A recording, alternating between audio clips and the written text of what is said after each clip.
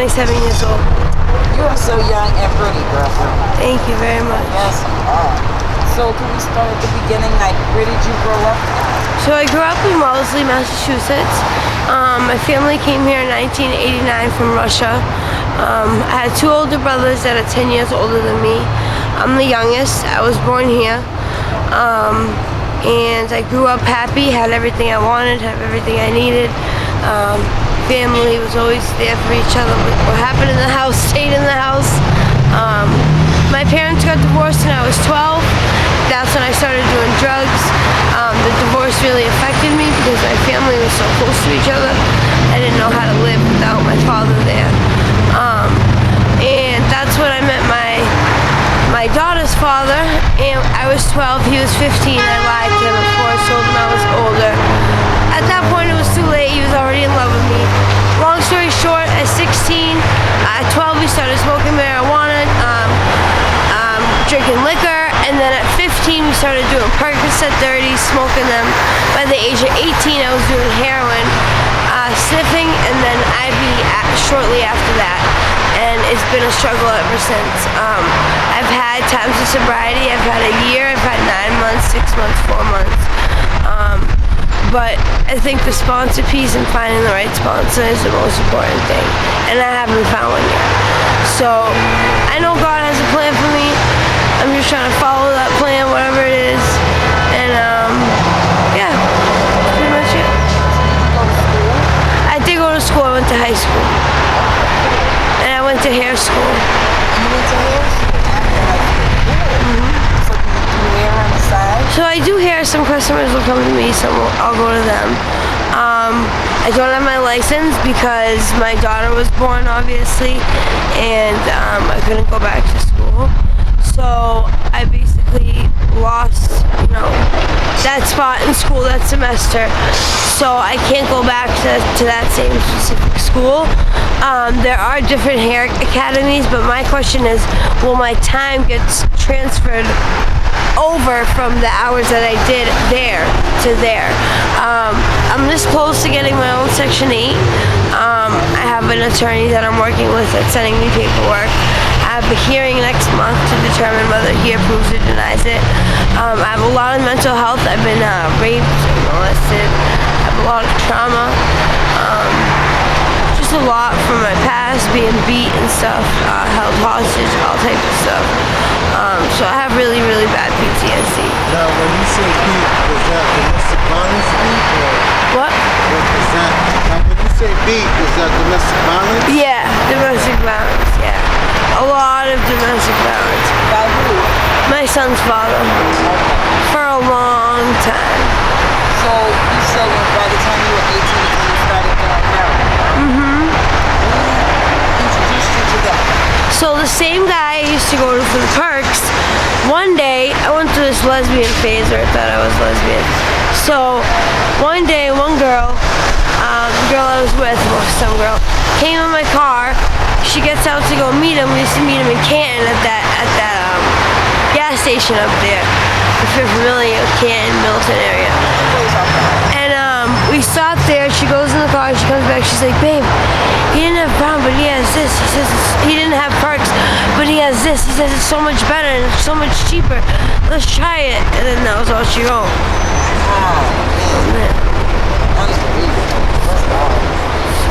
So how old is your baby?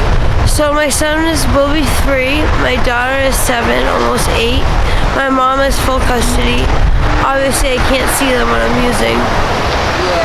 So What are your goals with that? Like, my goals is, so my boyfriend that I've been with for a year, we met in a detox and we instantly fell in love.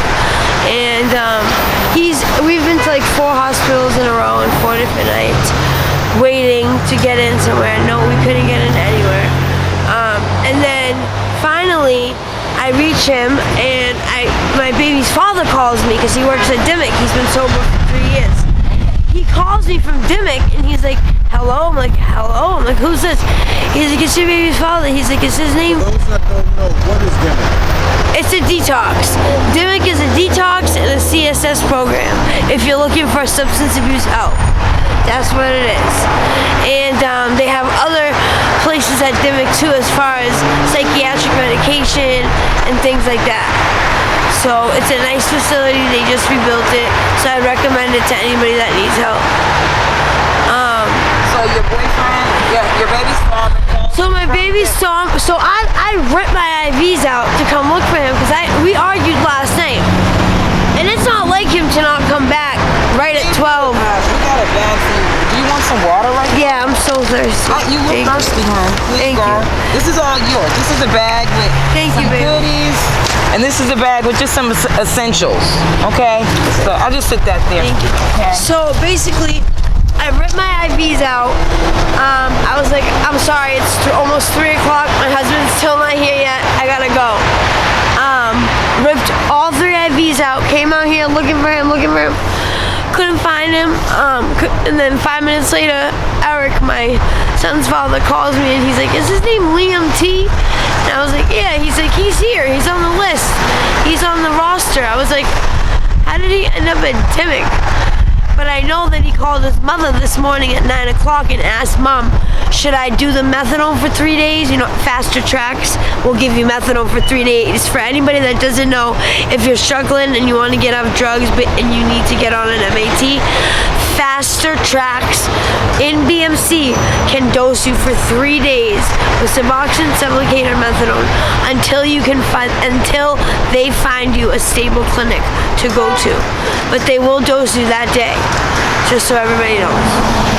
But anyway, so he calls me. He said he's on the list. He's on the roster, and that really broke my heart, you know, because we were supposed to go to the same program. And, I don't know. At least he could have called my mom and like let him know. But I feel You can still do it.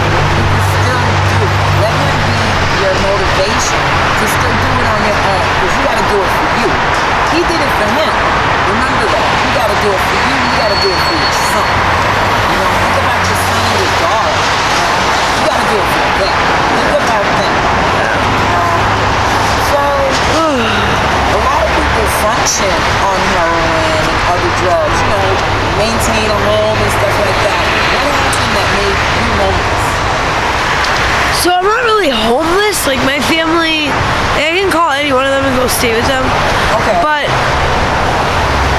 it's kind of like me and my husband were staying in hotels for the last 3 months.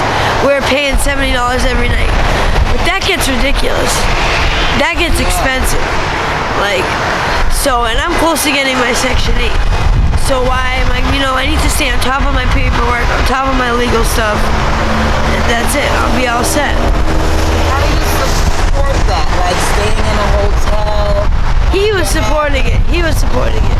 Oh, He was doing what he gotta do. I don't know what he does, but okay, so he supports both of you. yeah. I mean, I help too when I get my food stamps and my money and my cash. Of course, I'm gonna help too. So how do you afford to get drugs every day? So I just told you. So I afford to get drugs by my food stamps, by my cash benefits. Every day? Huh? Every day? No, I'm sorry, not my cash benefits, his cash benefits, because my DTA I gave to my mom. She uses it for my kids. But, he does what he does. I don't know what he does, but he always finds a way for us to have a safe place to sleep. So, that's all that matters.